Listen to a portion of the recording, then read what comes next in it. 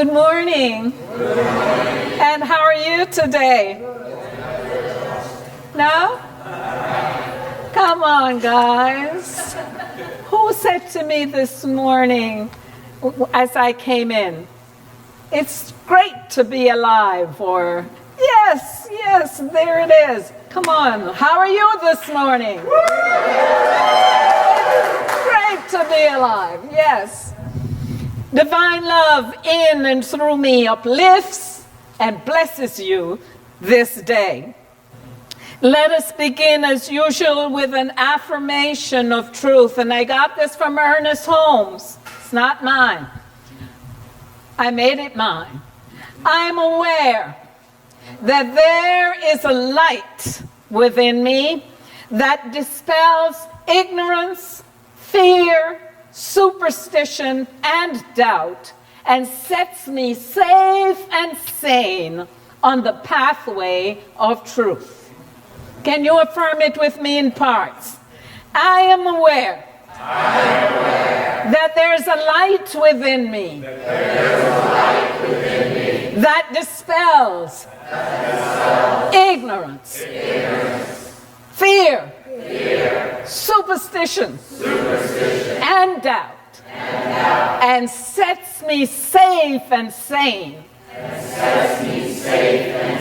on the pathway of truth. Amen?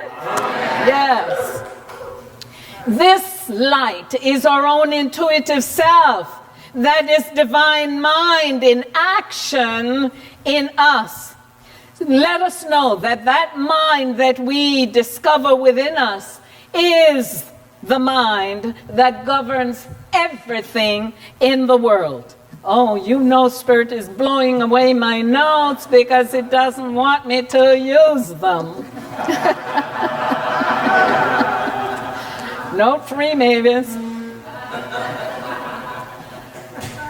My talk today urges us to open the door, thank you, to open the door of our awareness to our own intuitive self, that we may go beyond the intellect. The ability to think, to make decisions, to make judgments, to choose among alternatives, comes under the purview of the faculty of the intellect. And what happens is the accumulated knowledge that we gain from thinking, together with our beliefs and with our experiences, make us who we are, intellectuals.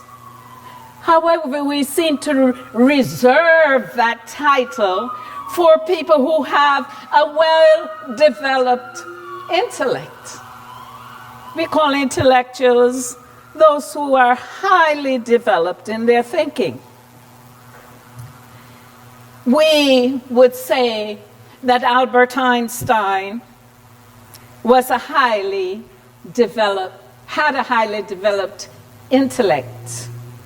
Because you see, he had a way of logically thinking and reasoning, and it is his genius that brought us the theory of relativity. E equals mc squared. And many of us are still baffled by the details. How many of us in here this morning truly understand what E equals mc squared is? Let me see the hand. Whoa! This quote is attributed to him. When you are courting a nice girl, an hour seems like a second. When you sit on a red-hot cinder, a second seems like an hour. That's relativity. And I say to you this morning, friends, that is a genius that we can all claim. I want to share with you this morning that what the intellect does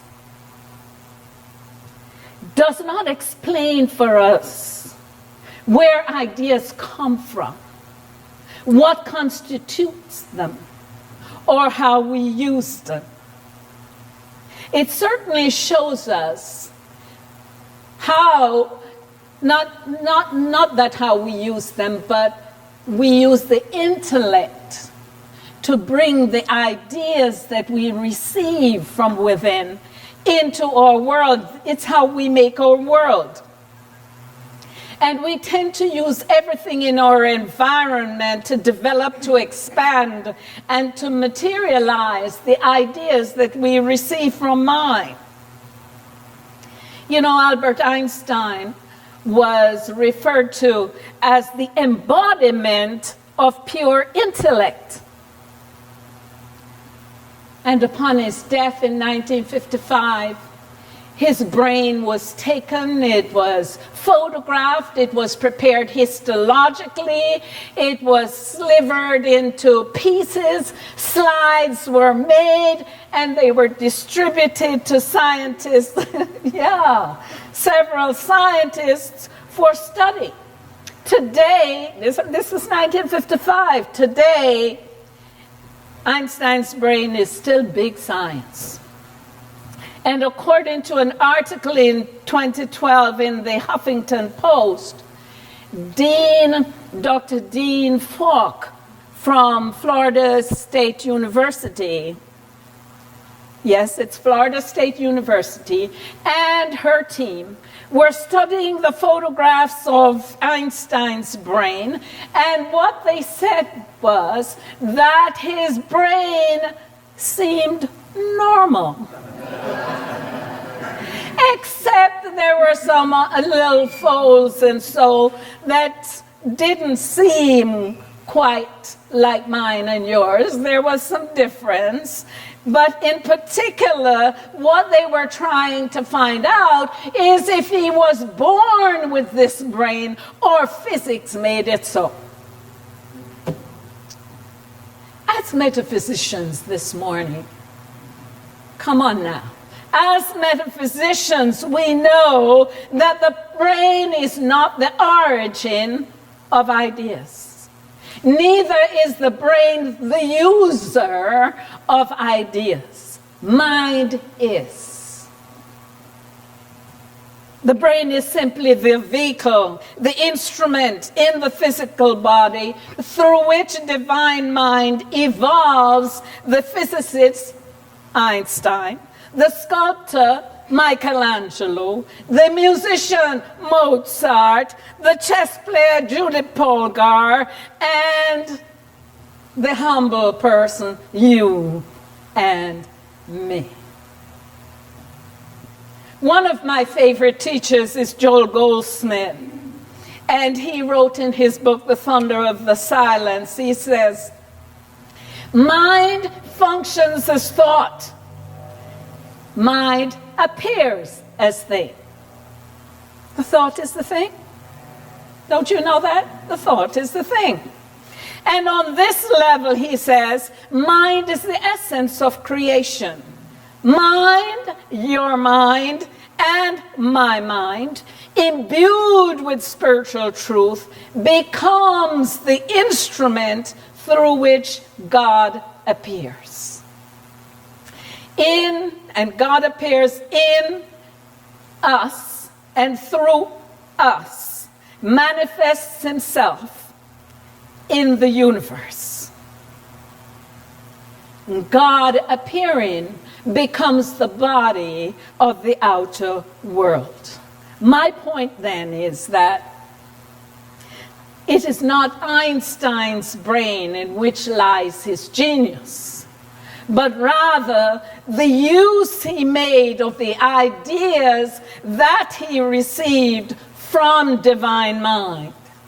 And by experiments and by experience, by the knowledge that he gained in books, led to this extraordinary intellect that he expressed.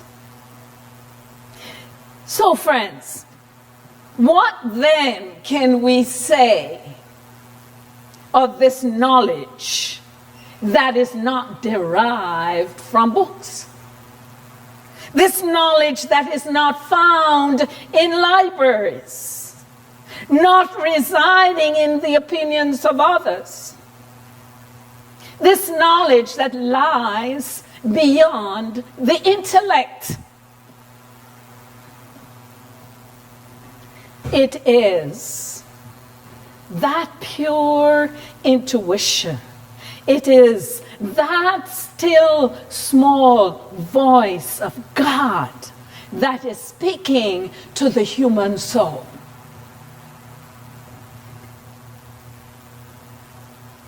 Years ago, when I was sitting like you are as a congregant in church, I went to a class, I did a class, and I seemed to respond very well to the questions that the instructor asked. And at the break, the other students came to me and they wanted to know, where did this knowledge come from? Because I was expressing myself seemingly well. So I paused. They said to me, what do you do? I paused and I said to myself, now what should I say? Should I say, give them the role I have in the church?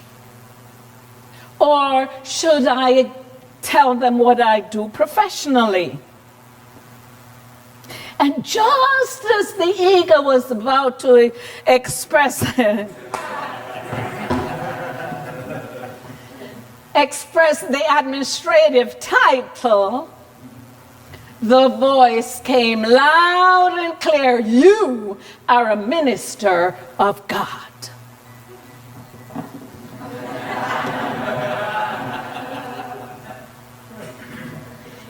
If I had any resistance to ministry, friends, that's when it went completely. My decision was made, and here I am. The voice of intuition, the still small voice of God. How many times have you heard that still small voice of God and ignored it? How many times? When you look back, you can attest that when you followed that voice, the results were extraordinary. And when you blew it off, you regretted it.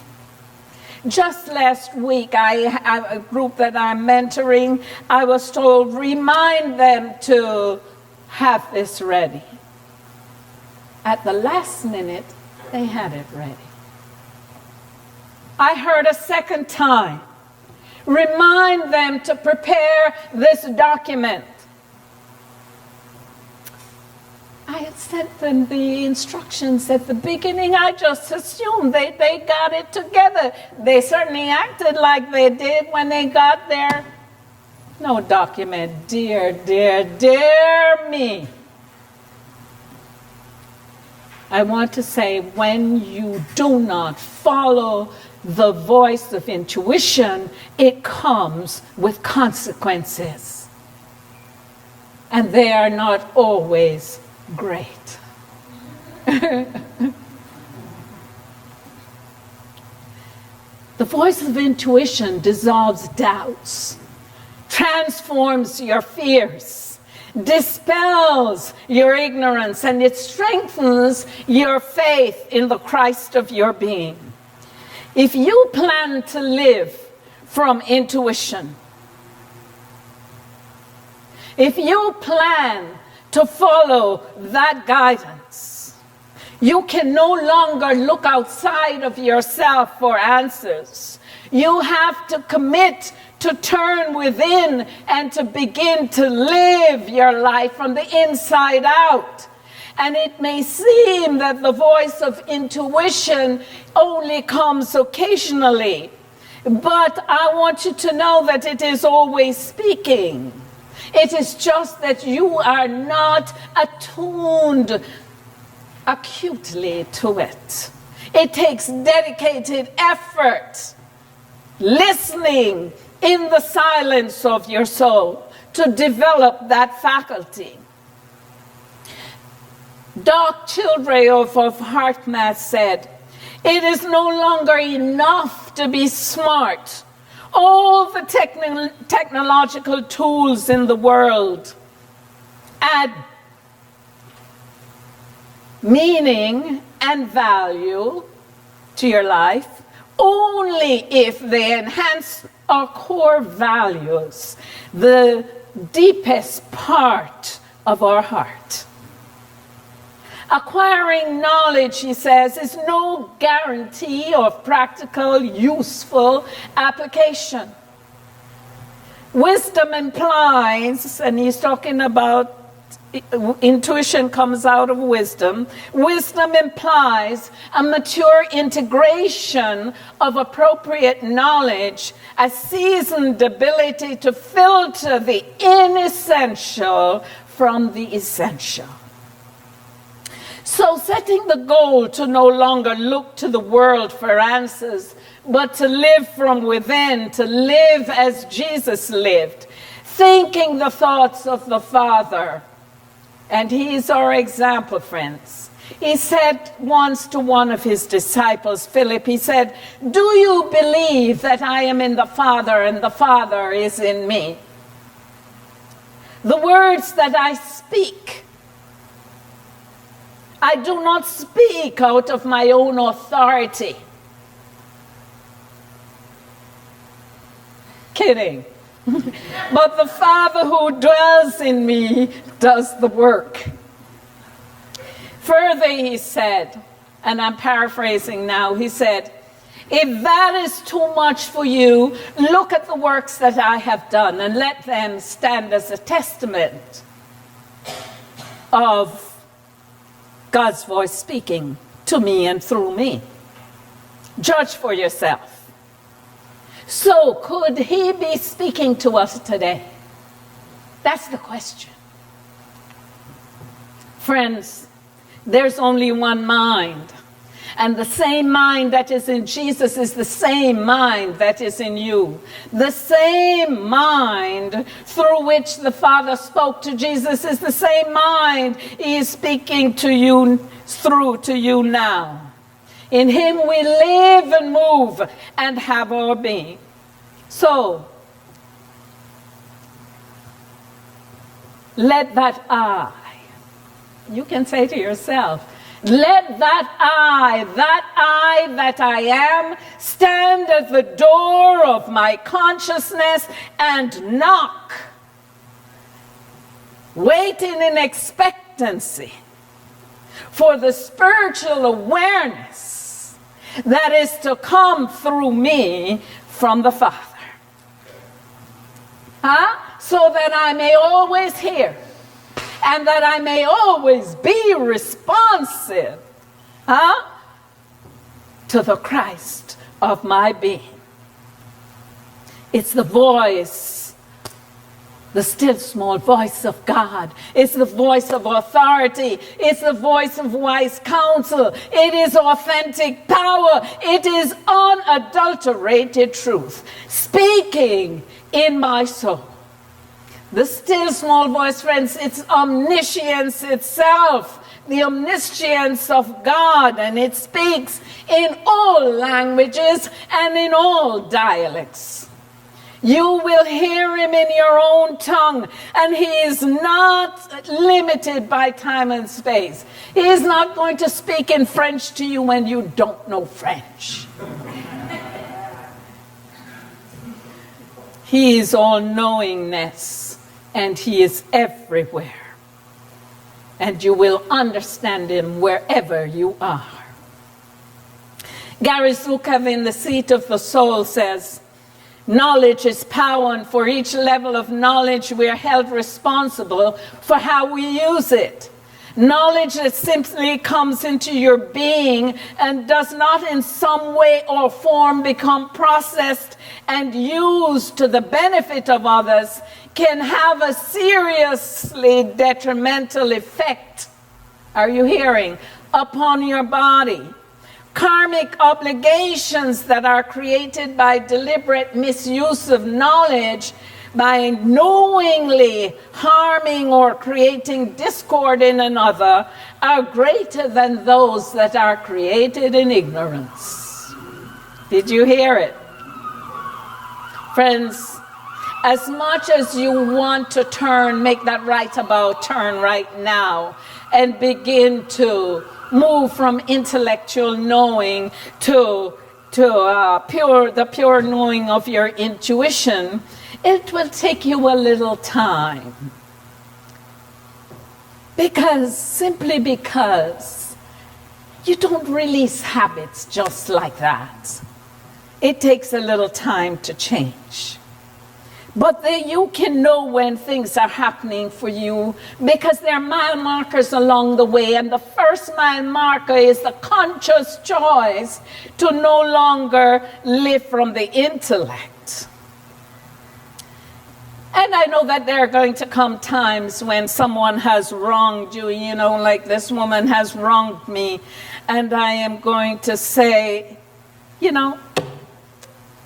let me tell her about herself and let me use the Queen's English to do it. And then the still small voice says, Mavis, this is the way. Walk thou in it.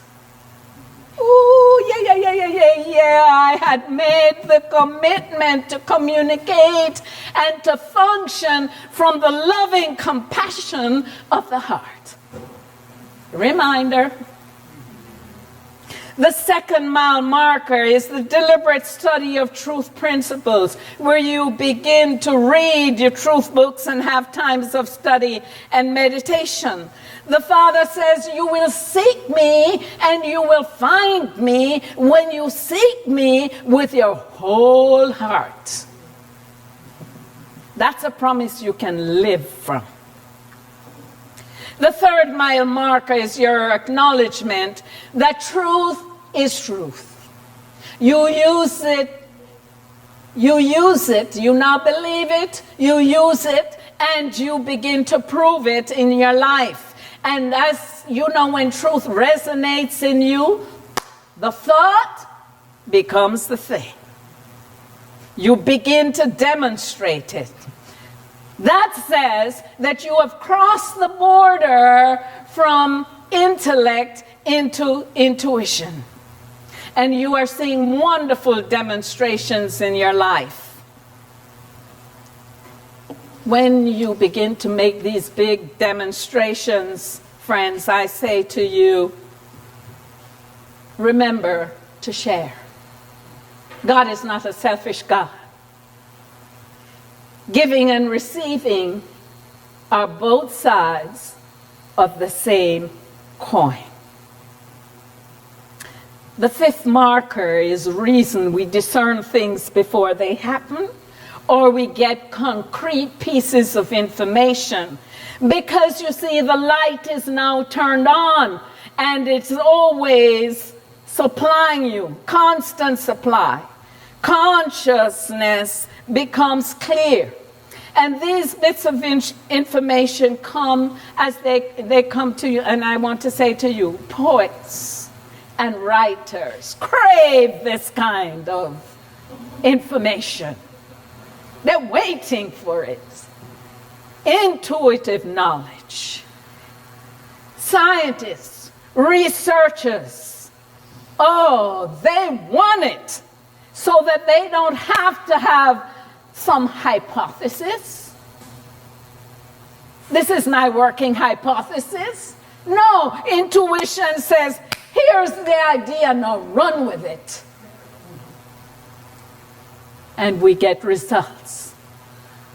The 6 mile marker, and Winifred Hausman is a right of your God-given potential. She says of Insight, that it is when you are receiving a steady inflow of information.